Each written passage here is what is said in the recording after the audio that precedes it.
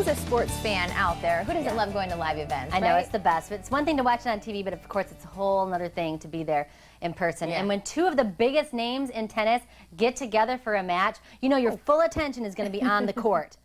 Unless you lose your kid in the crowd. Check this out.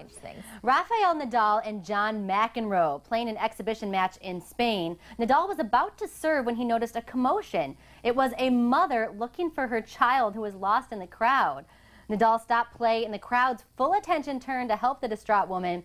Thankfully, mother and daughter were reunited. I mean, it's a terrible story, that feeling. I mean, I know that I've lost my niece accidentally one time at the mall for like, you know, it only is 20 seconds, but it feels like forever. And more on that later. Yeah, no, don't tell my sister. But yeah. I would have a complete panic attack. Absolutely. But you think there were some other things going on here, right? Well, when I first heard the story, I was thinking that he stopped it just because it was a distraction. But I later read that it was a exhibition match, so it's just kind of for fun. So, because I was thinking, like, if he was playing in the, you know, one of the really big Grand Slam tournaments, that he'd be like, "Hello, I'm trying to play here," and that's why he stopped play. But it was an exhibition, so it really didn't matter, I guess. Have you ever been? Did your parents ever lose you? Do you remember? Oh yeah, they lost me at the mall, she's like, all the time. They followed me behind me as I was crying, panicking, freaking out, you know, but they followed me and like kind of hid behind the thing so that I learned not to walk away from my mother, you know. I remember when I was younger, my cousin, my brother, it was the three of us, and my grandfather left us at the hardware store. We were playing in those fake doors that they had the demos set up. And he goes home. This is grandpa, by the way. He left us. So we lived 2 seconds down the street. We get home. I know, this is hilarious. Like, did he forget? He forgot about us. And thankfully, my cousin knew the number home, so he gets home. He didn't have Alzheimer's yet. he doesn't. I'm kidding. That's hysterical. So he gets home, and my grandmother's like, where are the kids at? He had to come back to the store and get us.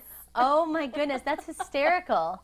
I mean, I know that happens where, you know, parents leave. I remember one time there was a tornado in Michigan, you know, and we didn't have a basement. My grandfather did next door. So we ran down there, gathered up the dog, everything, ran down, got in the basement. And my mom looks at my dad, and she goes, "Where's the baby?" Oh, gosh. My sister was just, you know, a few months old. "Where's the baby?" So, of course, my dad goes running down this, you know, quarter-mile driveway with the purple sky and the wind, and I'm screaming, "Just leave her, Dad! Just leave her!" You know, but they forgot the baby. You get so involved, I guess, in what you're doing. I can't imagine, though. I would have had a panic attack if I were that mother at the tennis match. So happy that the woman found her daughter. I mean, again, I couldn't imagine losing my child. No, no. It can be really scary to lose your kid in the crowd. But at this baseball game, someone lost, you know, an item that cost a pretty penny. It'd be rough, too. Yeah, Heather's there in the red, and she's got the Yankee. And there he is. Oh, he's scratching his head. His face, as soon as he saw, and there was no ring in there. Thankfully, there were cameras around to catch it, though. As you can see, she found the ring in a fold at the bottom of her jeans. From there, Andrew got down on one knee and asked Heather to marry him. She said yes, and there were more big cheers from the crowd. So, Courtney, I'm happy, of course, that they found the ring, but I feel like... What? She found it in the fold of her dream. Do you think that was deliberate?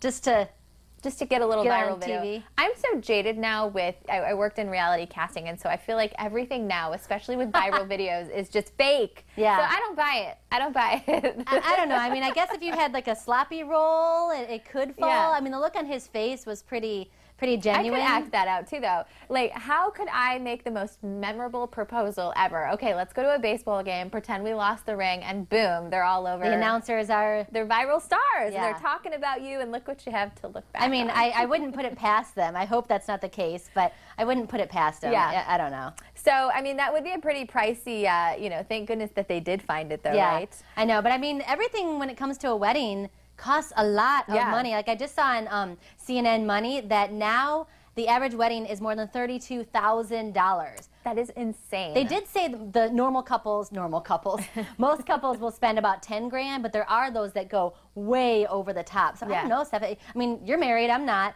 Is it worth it? No, not at all. I mean, I'm just astounded at that. And I guess if you have maybe money to throw around, it's fun. I don't know. My wedding, you know me, I'm a big DIYer, and I find kind of thrifty things to do things. But I had everything under was it under 4,000 or 5,000? I can't remember, including the dress and everything, wow. the meal, everything. And it was about 40 people, everyone. It was an open bar. I had nice. the meal. So I would say no. Think of all the other things you can do with that money.